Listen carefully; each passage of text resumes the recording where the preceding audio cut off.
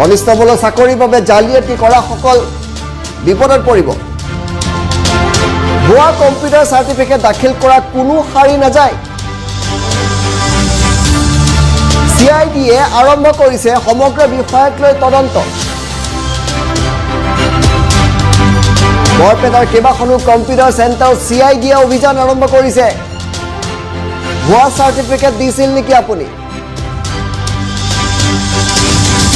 বৰপেটাৰ কলেজক মুছলিমপট্টি সোণকুচি কলনীৰ কম্পিউটাৰ চেণ্টাৰত CIDৰ অভিযানৰ ভিডিঅ' ফুটেজো টাইমেটৰ হাতত আছে কম্পিউটাৰ ট্ৰেইনিং চেণ্টাৰৰ নথিপত্ৰ পৰীক্ষণ কৰিছে CID দলটোৱে সাৰ্টিফিকেট প্ৰদানৰ নামত বহু প্ৰাৰ্থীয়ে কৰিছিল জালিয়াতি ভুৱা সাৰ্টিফিকেট দিয়া হৈছিল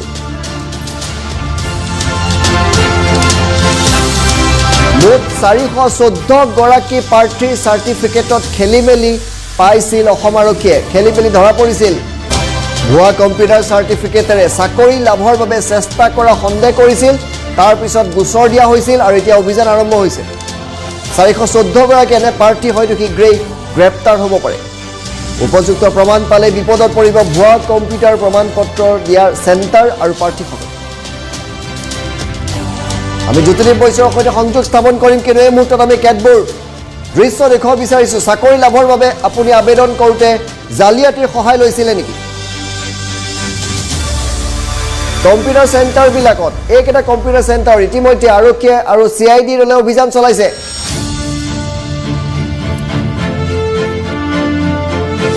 আমি অভিযানৰ দৃশ্য আপোনালোকক দেখুৱাম এই মুহূৰ্তত এয়া কম্পিউটাৰ চেণ্টাৰে আৰক্ষী দল আমাৰ হাতত DGP ভাস্কৰ জ্যোতি মহন্তৰ মন্তব্য আছে কিন্তু তাৰ পূৰ্বে আমি সংযোগ স্থাপন কৰিছোঁ কাৰ্যবাহী সম্পাদক জ্যোতিদীপ বৈশ্যৰ সৈতে আমাৰ হাতত মন্তব্য আছে সেই মন্তব্য শুনাম জ্যোতিদীপ ডাঙৰ খবৰ হয় তুস্মিন চাওক এটা ডাঙৰ খবৰ কিয়নো এই যি পৰীক্ষা অনুষ্ঠিত হৈছিলে প্ৰায় 8000তকৈ অধিক ছাত্ৰ ছাত্ৰীসকলে তেওঁলোকে চাকৰি লাভ কৰিছিলে তাত এই যি ফলাফল দিয়া প্ৰক্ৰিয়া যথেষ্ট পলম হৈছিল আৰু পলম হোৱাৰ অন্যতম কাৰণ আছিল 414 গৰাকী প্ৰাৰ্থী এনেকুৱা আছিল যিসকলে যি কম্পিউটাৰ সাৰ্টিফিকেট প্ৰদান কৰিছিল এই পৰীক্ষাৰ বাবে তাত আৰক্ষীয়ে সন্দেহ কৰিছিল যে কম্পিউটাৰ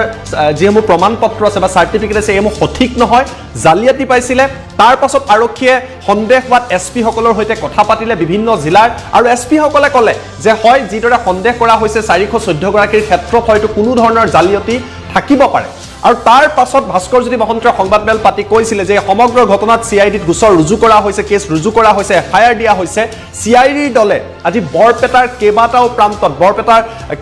প্ৰান্তত কেইবাখনো কম্পিউটাৰ চেণ্টাৰত গৈ কম্পিউটাৰ ট্ৰেইনিং চেণ্টাৰত গৈ তেওঁলোকে তদন্ত আৰম্ভ কৰিছে নথিপত্ৰ জব্দ কৰিছে সিজ কৰিছে আৰু ধাৰণা কৰা হৈছে যিসকলে চাকৰিৰ লালসাত এই জালিয়াতি কৰিছিল এই দুৰ্নীতি কৰিছিল মিছাকৈ প্ৰমাণপত্ৰ দিছিলে তেওঁলোক হয়তো অতি শীঘ্ৰে বিপদত পৰিব হয়তো তেওঁলোকক গ্ৰেপ্তাৰো কৰা হ'ব পাৰে আৰু 414 এই যিটো নাম্বাৰ স্পেসিফিকলি আৰক্ষী সঞ্চালক প্ৰধান ভাস্কৰ জ্যোতি মহন্তই সেই দিনটোত সংবাদমেলত উল্লেখ কৰি দিছিলে আৰু দ্বিতীয়তে যিসমূহ কম্পিউটাৰ চেণ্টাৰে দিছিলে এনেকুৱা বহু কম্পিউটাৰ চেণ্টাৰ আছে যিসমূহৰ অস্তিত্বই নাই কিন্তু তাৰ পাছতো হয়তো টকা লৈ ঘুষ লৈ এনেকুৱা সাৰ্টিফিকেট দি এই চাকৰি লাভৰ চেষ্টা কৰা হৈছিল তেওঁলোক অতি শীঘ্ৰে বিপদত পৰিব আৰু এই লোকসকলৰ বিপদ ঘণ্টা ইতিমধ্যে আৰম্ভ হৈ গৈছে CIDয়ে বৰপেটাত আজি কেইবাটাও প্ৰান্তত অভিযান আৰম্ভ কৰিছে আৰু আগন্তুক সময়ত আন প্ৰান্ততো অভিযান চলিব গতিকে যিসকলে বক্ৰপথৰে গাফিলতি কৰি ভুৱা সাৰ্টিফিকেট দি চাকৰি লোৱাৰ চেষ্টা কৰিছিল তেওঁলোকৰ বিপদ সুনিশ্চিত